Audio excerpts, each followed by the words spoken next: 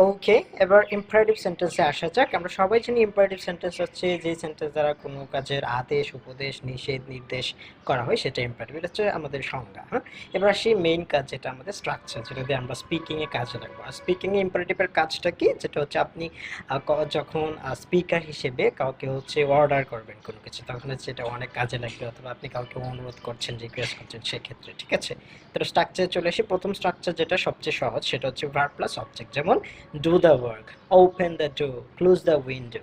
এরপর হচ্ছে do not অথবা লেট নট, এরপর হচ্ছে নেইবার, এগুলো দেয়। যেমন do not plus verb plus object. যেমন do not run in the sun, do not disobey your parents. ঠিক আছে, এই যে ডু নট দিয়ে, এরপর নেভার দিয়ে হয়, যেমন নেভার টেল লাই। এবার আরেকটা আছে হচ্ছে সরাসরি ল্যাট দিয়ে, ল্যাটের পর ব্যক্তিবাচক অবজেক্ট। যেমন আমরা যদি বলি যে লেট মি গো আউট, তো ল্যাটের পর আপনি একটা ব্যক্তিবাচক অবজেক্ট নেবেন, এরপর হচ্ছে আপনি একটা ভার্ব নেবেন। ঠিক আছে, এরপর এক্সটেনশন হিসেবে কিছু নিতে পারেন। আর যেমন আমরা বলতে পারি let me play football, let us play football.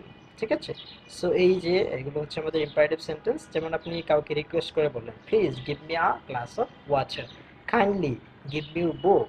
আমরা বলি না অনেক সময় যে দয়া করে তোমার বইটি আমাকে একটু দাও, আমারটা হারিয়ে গিয়েছে। সো এভাবে আপনি ইম্পারেটিভ সেন্টেন্স তখন ইউজ করবেন।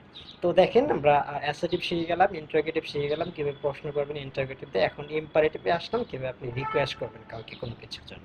ঠিক আছে, তো আমাদের সাথেই থাকুন।